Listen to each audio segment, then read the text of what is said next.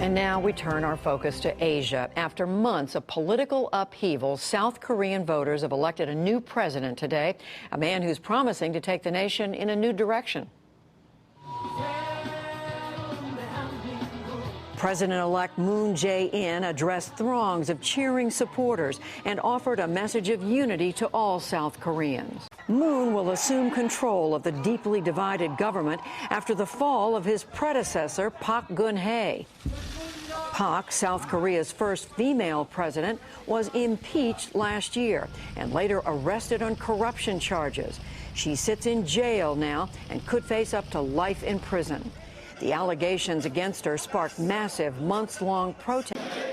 Moon now faces several challenges, both at home and abroad, including an increasingly provocative North Korea.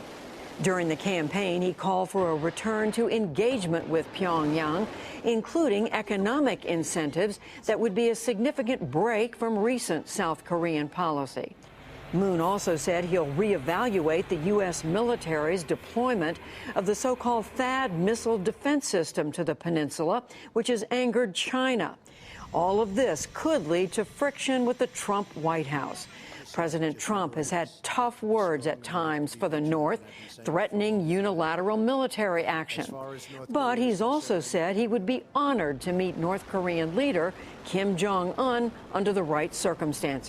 For his part, Moon told the Washington Post last week he's on the same page as Mr. Trump and believes he is, quote, more reasonable than he is generally perceived. Today, the White House offered congratulations and said the U.S. looks forward to working with Moon. We take a deeper look at Moon's election and its implications for South Korea and for U.S. policy in the region with David Kong. He's the director of the Korean Studies Institute at the University of Southern California. Professor Kong, thank you very much for joining us. Give us a thumbnail sketch, if you will, of Mr. Moon. What about his background?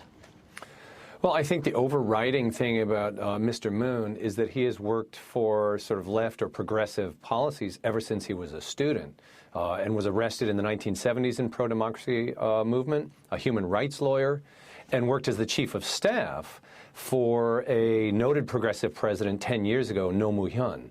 So he's very clearly on the progressive or leftist side of Korean politics. So coming, after almost a decade of conservative rule in South Korea, why do you think voters chose him? Well, it's important to remember that there's domestic politics in any country, and the pendulum swings left and right. There were 10 years of left presidents, and then there were 10 years of rightist presidents. I think in particular, there has been a move back to the left, which began before Park was getting impeached. The electorate had elected a majority National Assembly last year that was more for the leftist side. So there was a lot of expectation that the country had wanted to be a little bit more engagement with North Korea and was very concerned about corruption and collusive ties. So in a way, it's not a surprise that he won the election because the electorate was swinging left. So how much friendlier do you expect his approach to North Korea will be? I think there actually is a chance for some major changes. Engagement, which he broadly supports, is a viable strategy, and Moon actually has talked about being very forward-leaning, even reopening a joint economic zone between North and South Korea. I suspect one of the first things he will do is send an envoy to North Korea to find out what's even possible. So I think in many ways he's going to be much more proactive in dealing with North Korea than previous Korean administrations and the United States has been. Well, speaking of the U.S., what is his attitude toward the U.S., and what do we know of his attitude toward President Trump? You know, it's some ways it's a misnomer that leftist Korean presidents are hard for the alliance. Almost every Korean president, left or right, realizes that a good relationship with Washington is important.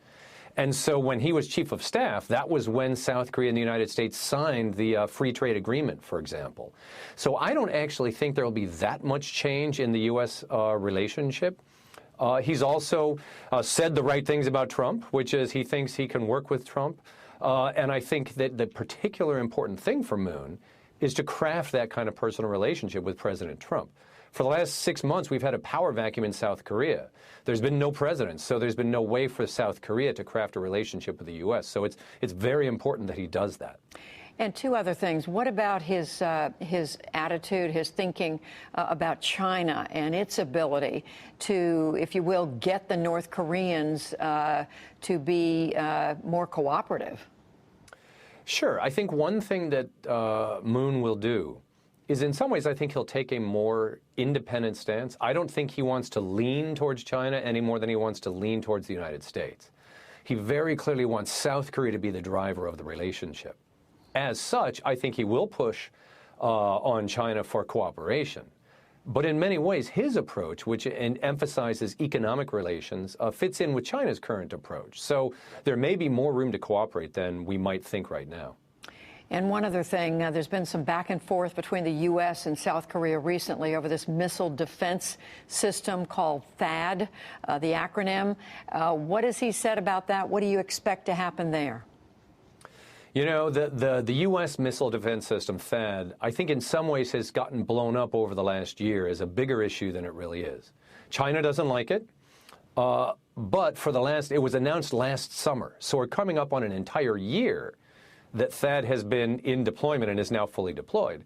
But China and the United States have been negotiating with an empty chair in South Korea because of the political power vacuum of the previous president. So Moon has a lot on his plate. But with the proper diplomacy, I think he can assuage some of China's fears while still retaining the missile defense system. That's his task as a president, is to be able to deal with both of these big countries at the same time. Professor David Kong at the University of Southern California, we thank you. My pleasure.